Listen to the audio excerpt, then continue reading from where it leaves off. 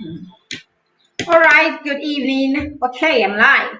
All right, so good evening. It's 6 p.m.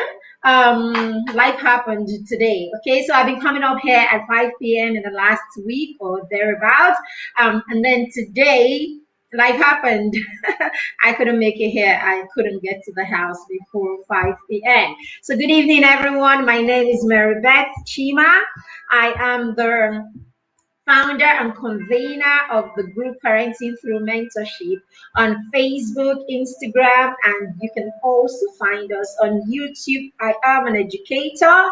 I am an amazing mom, if I could, if I could say that myself. Okay, and I am. I am an amazing mom to two amazing children, right? And then I am an author. Okay, so it's a beautiful Wednesday evening, and I am always super excited to be on your screen. So if by any chance you happen to bump in here, by any chance you happen to be on the street and you can see me and hear me, please say hello. Okay, say hello and let us know that you are watching. Just say hello and let me know where you are streaming or where you can watch. You're watching me from. I am streaming live from the city of Abuja, Nigeria. And you ordered a copy of Mentor Parents, how to support your child to find purpose. That is my latest book, and tomorrow is the last day for pre-order of that book. We have left pre-order open in the last 28 or 29 days, and by tomorrow we're going to be shutting down that opportunity to have these two amazing books in a pack, right, for 4,500 naira. So yes, I have put together what I call a parenting manual, a parent support manual. And for me, this book is more than just pages of papers. This book is more than just a book for me. This book for me is a narrative. It's my narrative. It's me sharing my narrative with you. This book for me is me trying to, it's you allowing me be a part of your life or a part of your parenting. It's sharing a piece of me with you in your home. All right, so this book for me, it's more than just having something there that you have written and people can read. For me, it's deeper than that because this is me saying to you, this is possible. Something that you're doing that you probably have not thought of, or something that you are doing differently. I'm saying to you, okay, can you look at this other way, right? I have done this and I have amazing results. So could you just look at it in case it works for you? Could you look at it in case you want to adopt it? Okay, so when you have children this age or that age, you can apply and see if it works for you. So this is me giving a bit of me, okay, and it's something that I don't take for granted. Okay, so for everyone that buys this book or everyone that pre-orders this book, right, I feel connected to you, right? Because for me, it's more than just selling a book to you. It's you, before even seeing this book, it's you accepting to allow me into your space. Okay, you are accepting to allow me into your space. You don't even have a book with you. You're just trusting me. You just see my beautiful face on your screen, and you trust me enough, right, to go ahead and commit to a book by just looking at my face and listening to what I have to say. For me, it's big, and I'm going to be sending you a love note with your book because this is huge for me. All right, so it's more than just selling the pages of paper or papers to you. All right, so this is big for me, right? And it's the first time I'm writing something um, I mean, in my core area, right? It's the first time that I'm writing something. Yeah, bedtime story is, I mean, it's my idea of how we can inspire our children and all of that. It's me bringing people's stories, people that I have researched. I brought these stories together just to help inspire your children. Okay, so this is the first time I'm writing something on my niche, like I'm writing something on my niche, like my own. So it's for me, I am really this is a lot for me. It's emotional. It's a lot for me. Okay, so this when you buy a copy of this book, you're buying a piece of my heart with it. Okay, so yes, that's what it is. So today, and it's not just that, my son is also written he has put together some sort of a diary. Okay, it's for his first decade experience. Okay, his process, he has put that together, right, for the children to read. Okay, and relate relate to another child's experience. Okay, especially for children from this part of the world, right? I mean, you can read another person's story and see if it resonates with you. Okay, I mean, it's supposed to, I mean, the idea behind it is to inspire. Some of our children probably have the same experiences, are going through the same experiences, but for some reason they've not found their voice. This could be that material that will help them find their voice. Some of our children, okay, have had some of the struggles that Kamsi's had, okay, and they don't feel empowered after those experiences. So this is to empower them also, okay, and this is to inspire them. So this is from us to you, okay. So it's huge for us. All right. So today I want to talk a little about. I want to talk a little about limiting beliefs. Okay, limiting beliefs, how we have certain things as parents that we just believe for some funny reasons. We probably believe them because the environment, our society, okay, believes it. Okay, believe certain things before because I'm sorry, Chet. Okay, so we probably believe certain things because our culture, okay, our culture believes those things or has believed those things for many years, and for some reason we're unable to break out from that belief. Okay, it's so some of these beliefs stand and they become like blocks. Okay, they become like blocks for us because we're unable to look beyond those beliefs, unable to do anything that will allow us go beyond those beliefs, and they end up limiting us. And for unfortunately, we sell these beliefs to our children, and our children begin to believe some of these things, and that could be what ends up limiting our children.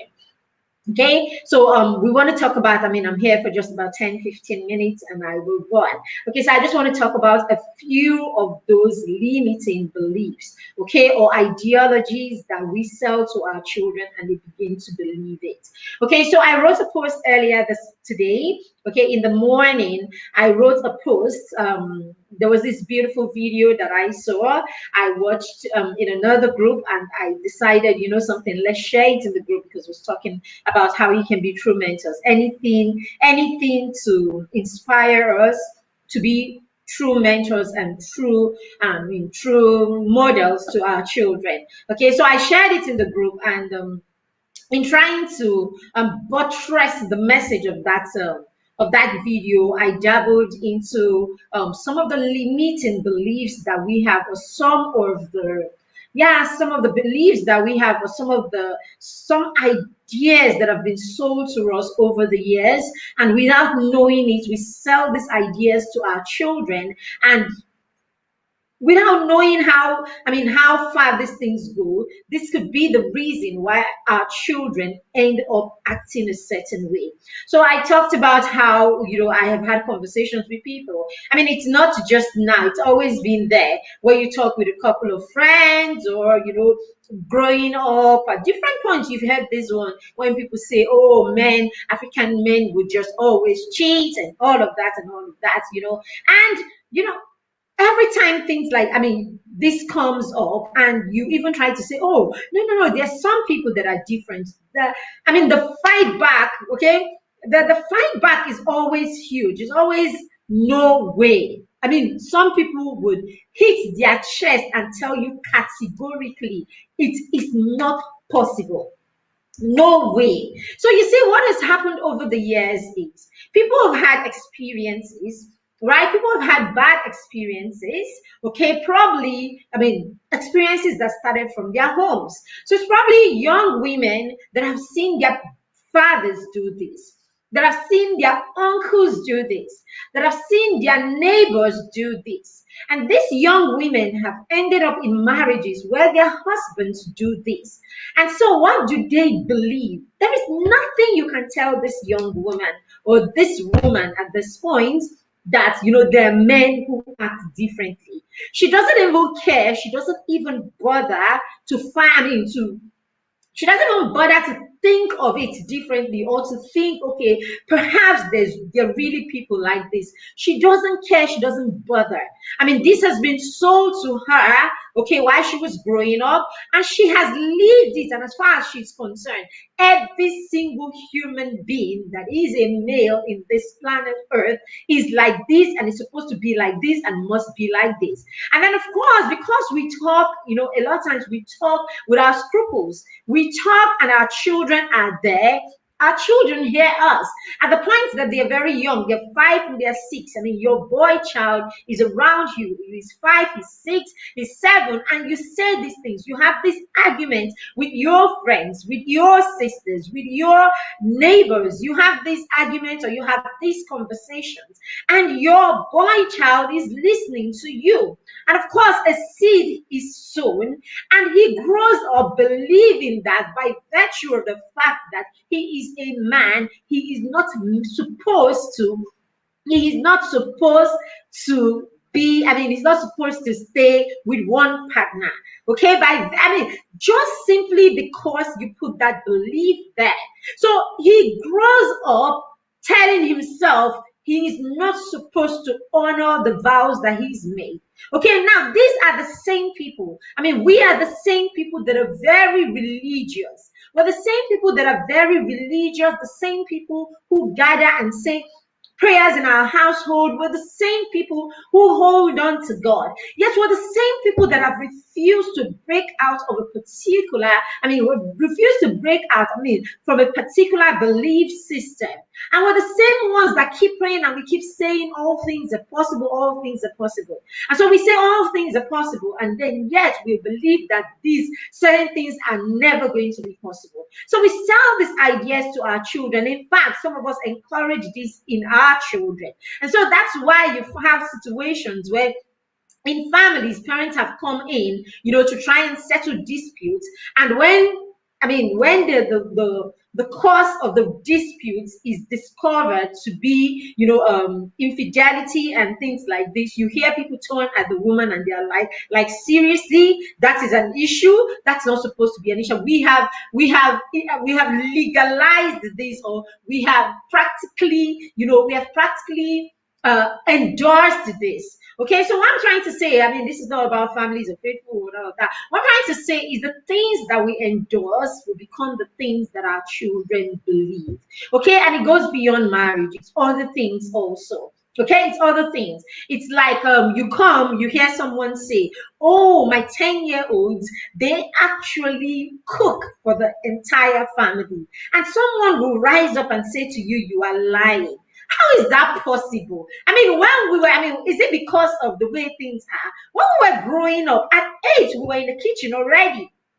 Isn't it? At 8, you were turning gari and you were doing these things in the kitchen.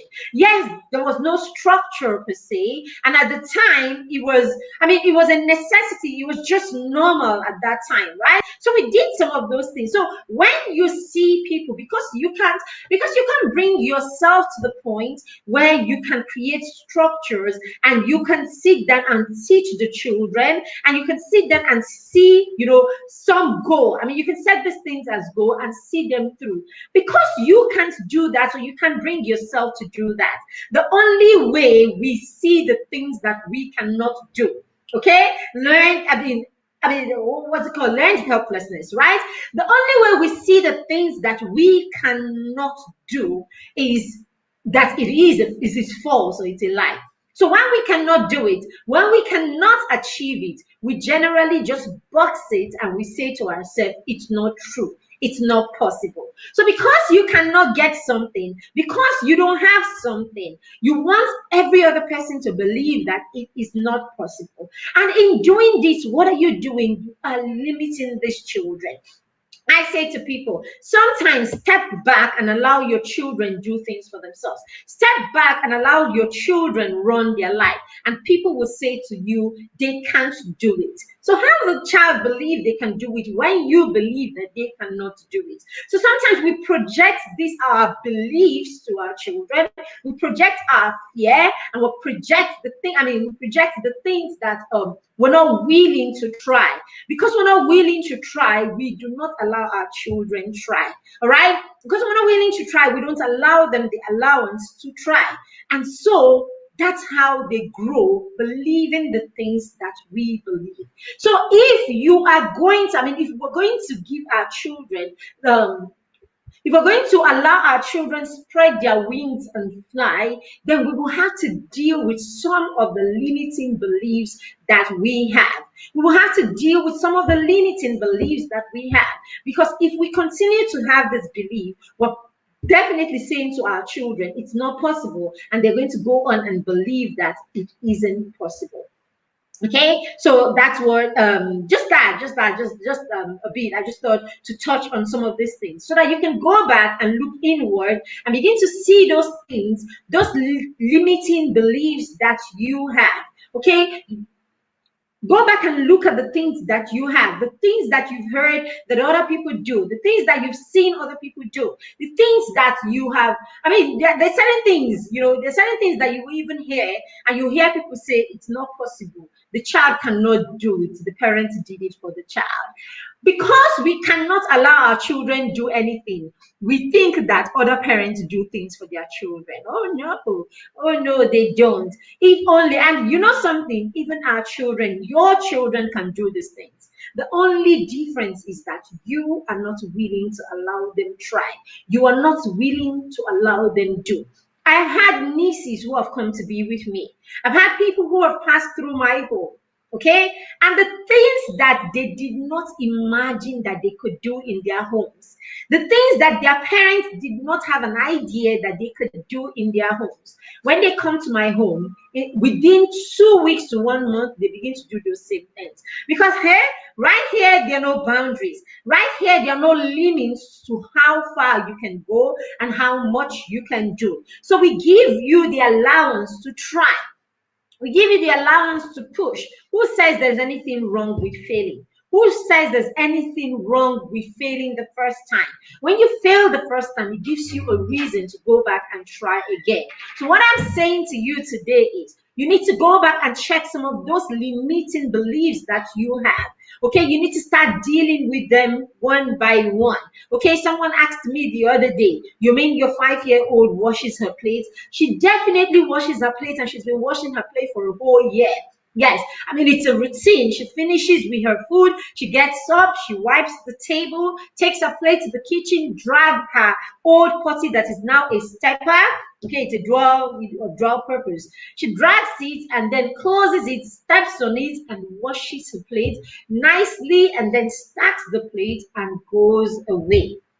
It is only when you allow them try that they do. Okay, and the rule is, if the child can do it on his or her own, then do not do it for the child. Okay, and how do you know that the child can do it if you don't allow the child try? So how you do this is, from a very tender age, you stand by and you allow the child try the first time before you do it for the child.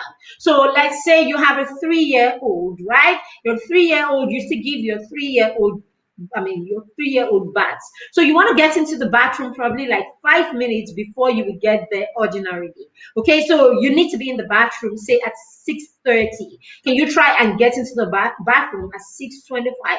Now, 6:25, you want to say to the child, oh, you're going to give yourself a bath today, or I'll try. And then the child picks the sponge, and then she tries, and then she makes an attempt, and you make big of it. Accolades, oh, and then you affirm the child and all that. When you're finished doing that, and then you say, you know something, okay, so mommy's going to help you do the final round. That way, your child has had an opportunity to try. So when you keep doing that, one day you will find out that the child is doing it relatively okay.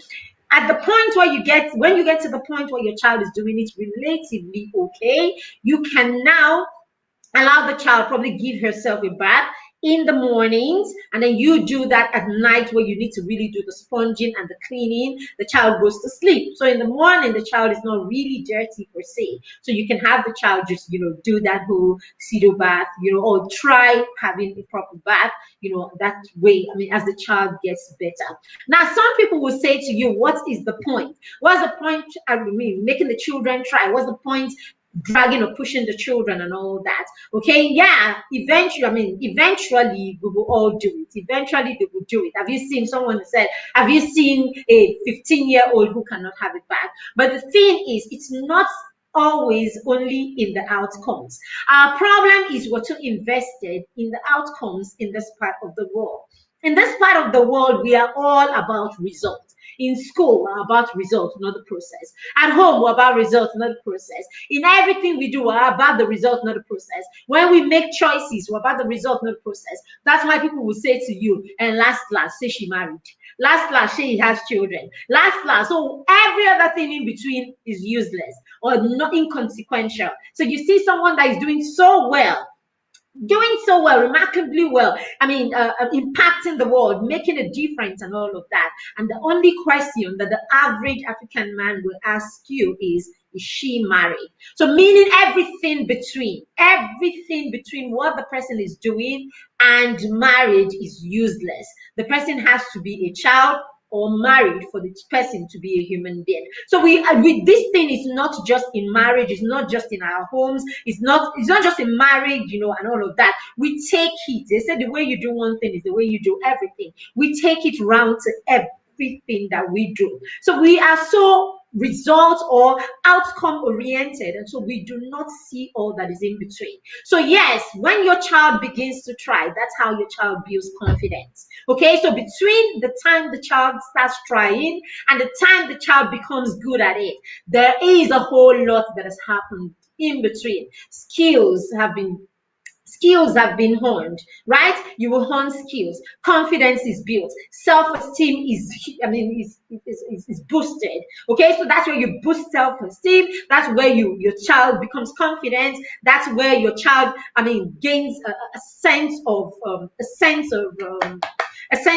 self-reliance, right? That's where your child gains self-reliance, a sense of, the ability. The child begins to trust in his own ability to do these things. That's where a lot goes on in that space. So if you're going to wait and leave the child and allow people continue to do things for your children and wait for your children to become teenagers or become young adults before they do certain things, you have rid the child of all that confidence boosted. So that's why we find children that are very mouthy in our homes. Bring them home, they're talking and all of that. Are children that are even bullies in some cases, or children that when they are with people that they're familiar with, you see them, they're okay. But when you take them to a larger world, when you take them to a bigger stage, when you take them to a bigger platform, they are timid. They are timid because they've not done things over the years that have helped them build confidence, that have helped them boost their self-esteem. Okay, things that have helped them become confident in their own abilities. Okay, so you find those kind of children will continue to hide behind you. They can make informed decisions. When they do things and things go wrong, they always look for people to blame because you've not given them the chance to fail and then rise on their own, fix things on their own. You practically fix them because you are concerned about outcomes and you're not concerned about the process. The process is the real thing. As they say, the process is the cocoa. All right, so thank you very much. If you joined me or if you catch in the replay, of this session. Please let us know if you got value. And remember, today is the last day to pre-order Mentor Parents and Baby Steps. Okay, go ahead and pre-order your copy right now. Before you know it, tomorrow will be here and pre-order is over, and you will have to buy that book for 6,500 naira, and you will buy it because it's an amazing book. I mean, the reviews will blow you away. So eventually you will get this book. So why don't you just go ahead and get it right now? All right, people. Thank you for being here. Thank you. If you're catching the replay, just put in the comments hashtag replay and let us know if you got value from this session. Have a lovely, lovely evening.